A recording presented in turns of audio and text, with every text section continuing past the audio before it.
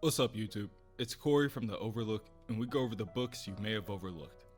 Okay, so we are finally getting started on the last book for Avengers No Surrender. The last 4 parts, 13 through 16. So things should be wrapping up pretty nicely. Leave a comment down below and tell me which part of the story has been your favorite so far.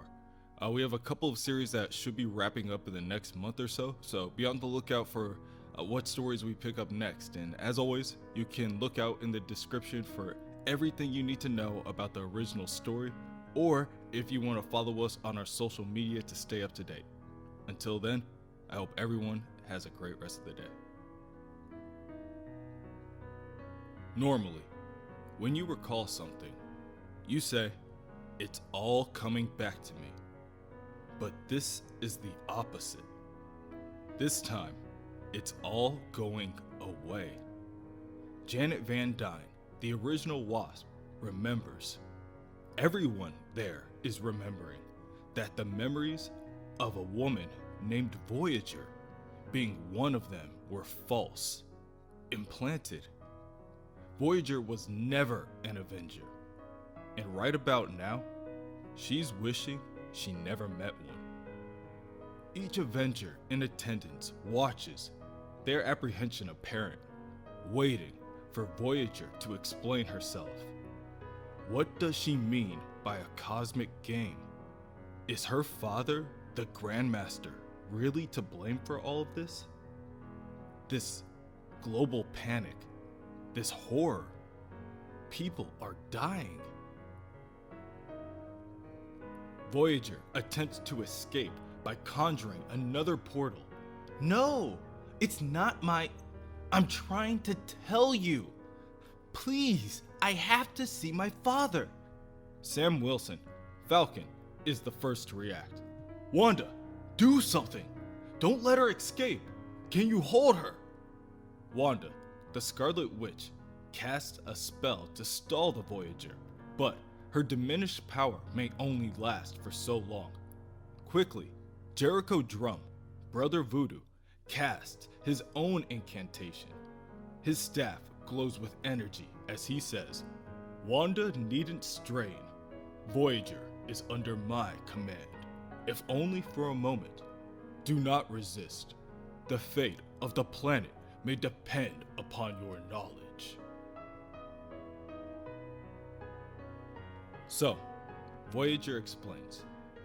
While she explains, Janet can tell that Voyager's heart's beating a mile a minute. Being one of the founding Avengers, the Wasp is someone that would have been considered to have known Voyager the longest.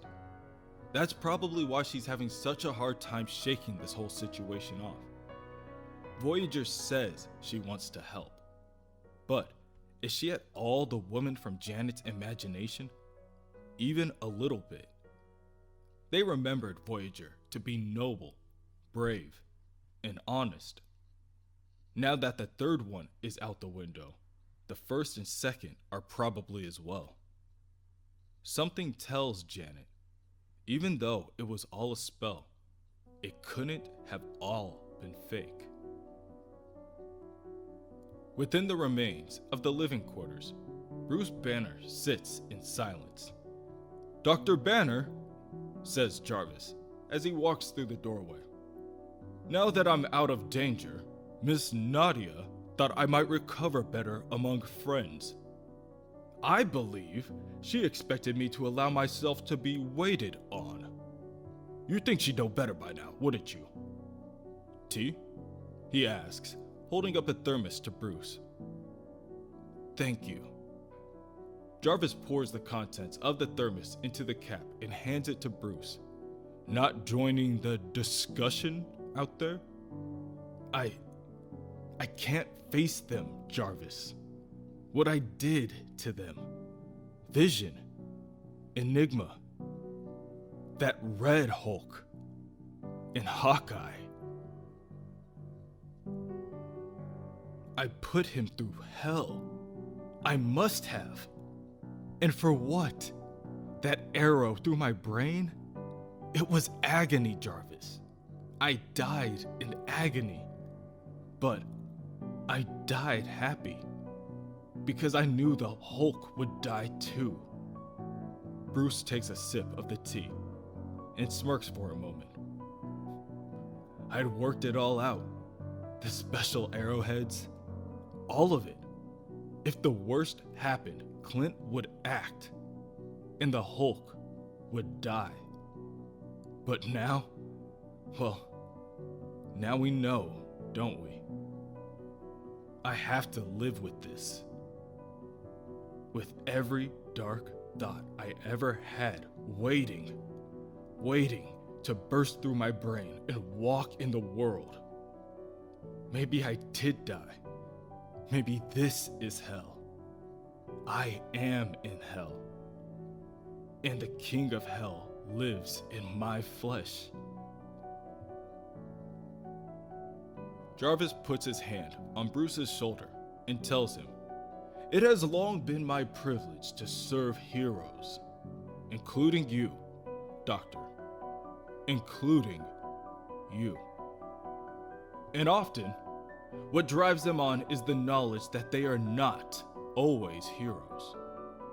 If, when we do what good we can, we are Avengers, what crimes are we avenging?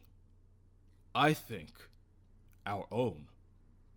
We carry within us all our failures, all our mistakes, all the times we have done less than we might. We are all exiles from the divine, Dr. Banner. We must all do better. But your worth is not dictated by how far you have fallen. What matters is how hard you work to rise again." "Jarvis," Bruce begins. A single tear begins to form and run down the side of his cheek. "I beg you, sir, do not give up." Within the medbay, Tony Ho, the newest Iron Patriot, has been restoring Vision to life. She is the daughter of Yinsen, the man who helped Tony Stark create the original Iron Man suit. She has years of robotic experience, but without a proper lab, she has no choice but to give up. At this point, if she tries to put Vision together with the junk they have on hand, she could do permanent damage. Plus, it's not like Vision's getting any worse in the meantime. Naturally, Miguel Santos, Lightning, blames himself. Lightning tells the others that he used to worry that he wasted his shot when he was an Avenger. Like, he could have done more. But he threw everything he had at the Hulk, and it wasn't enough. He wasn't enough. And Vision paid the price for that. "Wait!" Simon Williams, Wonder Man, interrupts. "Lightning, you think it's about how much you can throw at people? If raw power was what made an Avenger, they'd have fired Hawkeye on the first day. I don't know if you've heard, but he shoots arrows. So, what if you had stopped him? What happens when he gets up again and again? Do we just keep hitting each other for the rest of our lives? Look, you are an Avenger, Miguel, and a powerful one. But it's never been what you can do that makes you one of us. It's what you choose to do." "Will you shut up for 5 seconds?" Miguel and Simon look over to see a battered Pietro Maximoff, Quicksilver, fuming with rage. "I need silence while I concentrate. There's something moving around us faster than any of you can see." Tony tells Pietro that their sensors would have picked up any sign of infiltration. What he is seeing is most likely a side effect from his concussion. "No! Your machines are far from perfect, and this is not a hallucination." At that moment, Emily Guerrero, the inhuman empath known as Synapse, walks into the room. "Pietro, what are you doing? You're pushing yourself way too much. Emily, I know you want to help, but right now, what you need to do is rest. Here, let me help you calm down. Synapse attempts to use her mental manipulation abilities to ease Quicksilver's pain. Please, don't use your abilities that way, he begs her before looking away. You shouldn't even be talking to me after everything I put you through. You did what you thought was right, and I got hurt. We can't plan for every eventuality. Bad stuff happens. It's part of the job. I don't blame you. There! Quicksilver interrupts, pointing to the speeding blue bubble in the air. It begins to spiral around Squirrel Girl, and Pietro realizes that beacon is keeping our fellow Avengers in stasis. He jumps to his feet and races after it. Elsewhere, Voyager tells the Avengers of her true origins. Her father is one of the Elders of the universe. The Elders are beings of galactic might who have two things in common. They are each the last survivor of otherwise extinct races, and they are each ruled by their personal obsessions. Collecting, fighting, gambling, whatever vice they carried over from their previous existence to this one. The Terrans have encountered Voyager's father several times. Gast, the great gamesman of the universe.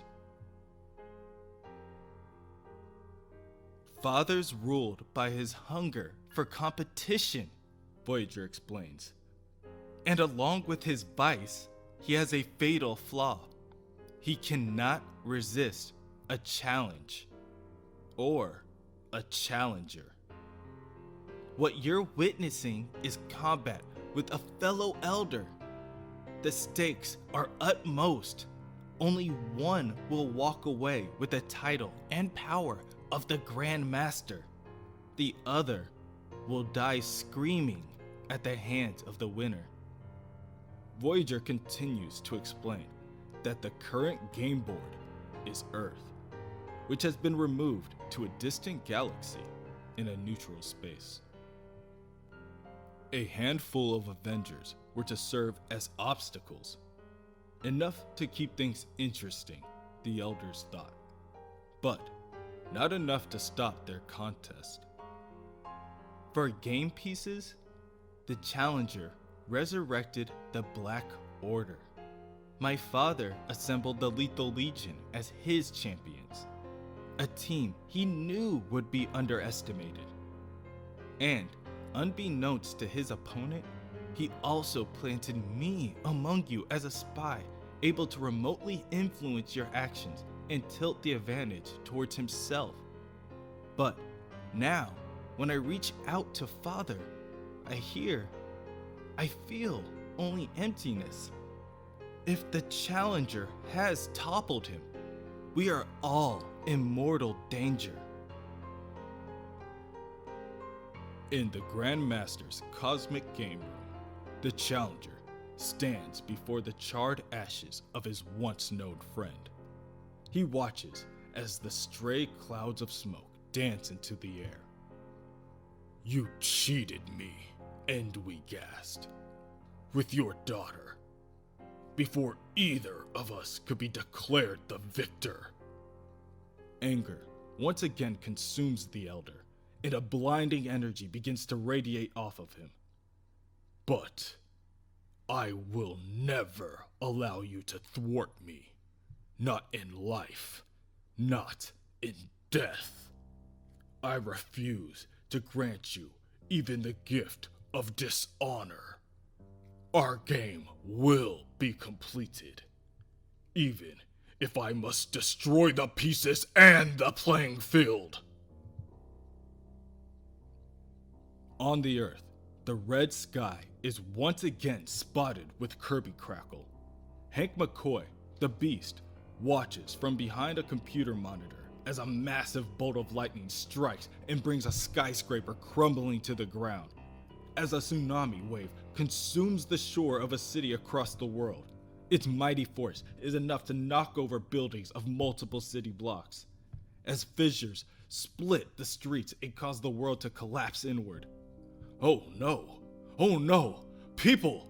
We just skipped right over DEFCON 1 to... I don't know what! All of a sudden, things are getting worse out there. Much worse.